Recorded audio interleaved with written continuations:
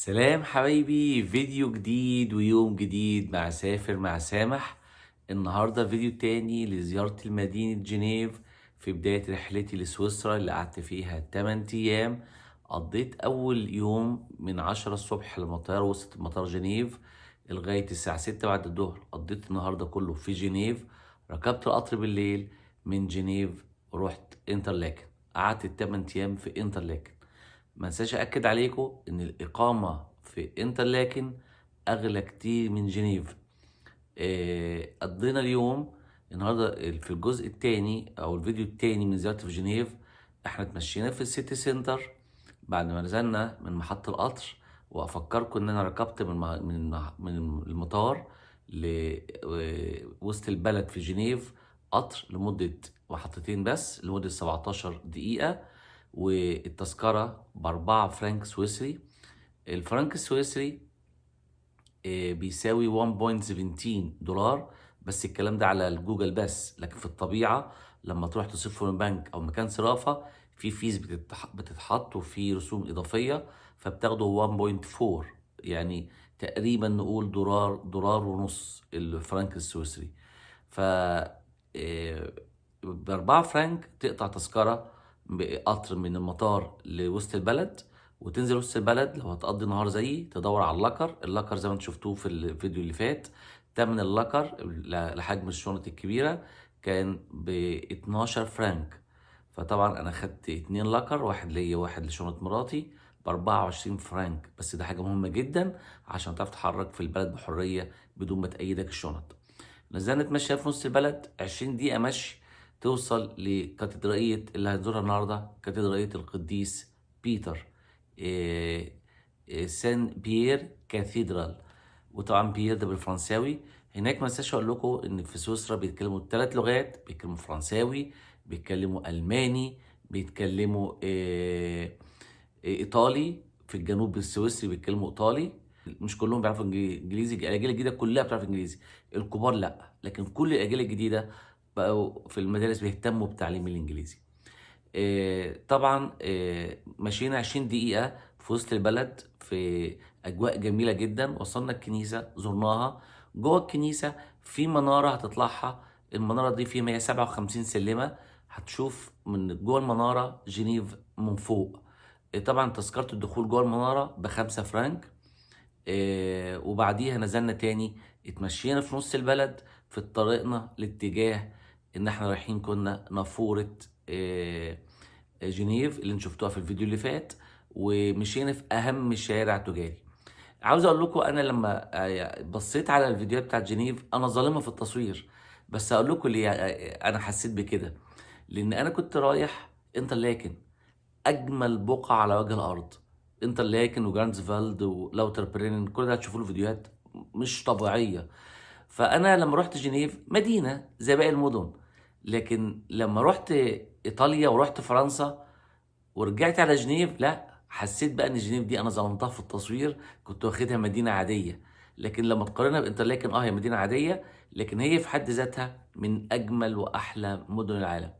اتفرجوا على الفيديو، استمتعوا معايا بالفيديو، واستمتع بحياتك وسافر مع سامح. وزي ما وعدتكم الفيديو مش هيعدي ابدا ال10 دقايق.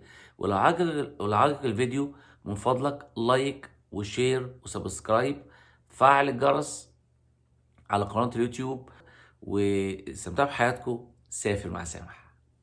جنيفا سيتي سنتر سارة. وده ترام، ده طريق الترام محطة الرمل. وده ترام زي محطة الرمل. مباني المنشية. ماما احنا فين؟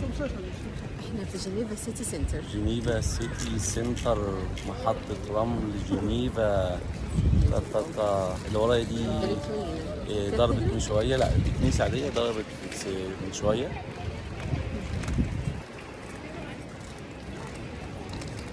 دي كاتدرال سان بيير، كاتدرال القديس بيتر بالفرنساوي سان بيير كاتدرال.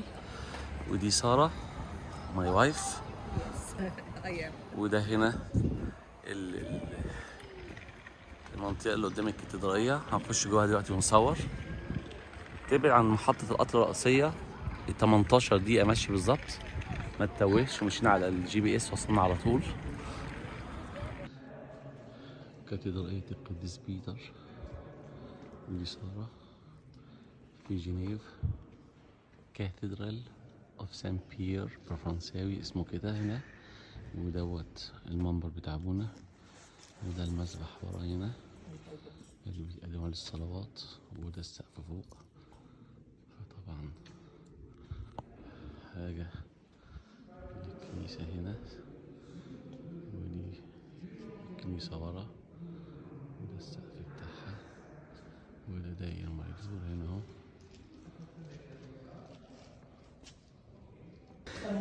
احنا جوه كاتدرائية القديس بطرس في جنيف.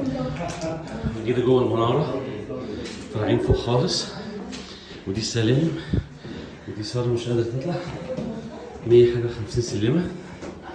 احنا طلعنا الليفل الأولاني، هنعدي الناحية التانية و هنروح هناك عشان نروح. ماما سارة سارة Oh, okay. No, no. So here to go to the other side.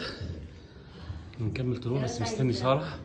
الراجل بيقول لي شيلها. They ask me to carry سارة, but no way. دي الكنيسة.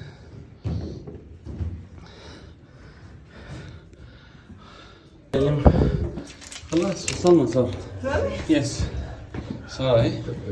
ودي سهل. Yes, this is the balcony he was talking about. Yes. This is the balcony. Yes, yes, still. But let me. حاجين. يا احنا طلعنا في الأوضة بتاعت 150 سلمة. ودي احنا في منارة الكنيسة في الآخر خالص اهو، مستوى منارة الكنيسة. وادي الفاونتن بتاع جنيف، اعلى نافوره في العالم. ودي جت بالصدفه لو تعرفي قصتها. الميه ضربت، مواسير الميه ضربت وقعدت مده مش عارفين يصلحوها، قرروا يسووها كده، بقت اعلى نافوره في العالم. وده المنظر بتاعها.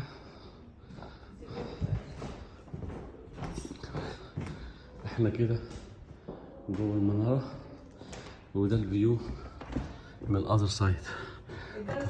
طبعا الجبال محطوطة من كل ناحية. يس. صورت اعتقد دي بالفيديو. ده هنا. واو، تعالى ماما هنا. بص هو الجرس اللي من عندي اهو. وادي النافورة هنا، بص المنظر وجماله. ماما احنا فين؟ احنا في جنيف. سيتي سنتر في جنيفا. سيتي سنتر في جنيف. احنا لسه نازلين من المطار، ركبنا القطر وجينا لجنيفا سيتي سنتر. محطة الرمل بتاع جنيف. دي شبه محطة الرمل هنا. وده أنا عادي. يلا نعدي. أنا وصارت. ماما احنا فين؟ جنيفا سيتي سنتر، زي محطة الرمل. هي نظيفة قوي. احنا لسه رايحين كذا مدينة تانية في السويس كلها نظيفة، قلت لها الدول التانية هتبقى مش نظيفة بالمنظر ده. انجوي بالمنظر. محطة رمل جنيفا. العجل ده لله. النافورة دي مش في المنشية في واحد زيها؟ يا. اهو. وده جرس الكنيسة ضرب دلوقتي واحنا ماشيين. بيزاوية يعني.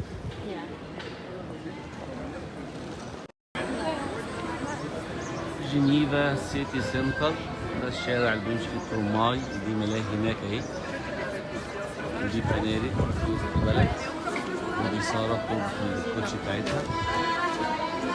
هنا الناس بيلعبوا موسيقى، الناس قاعدة في الشمس. احنا نتمشى رايحين في اتجاه هناك، هي أعلى نافورة في العالم، فاونتن اوف جنيفا أو نافورة جنيفا.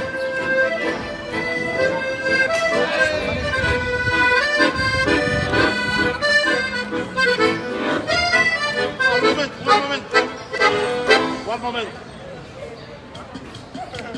Hi.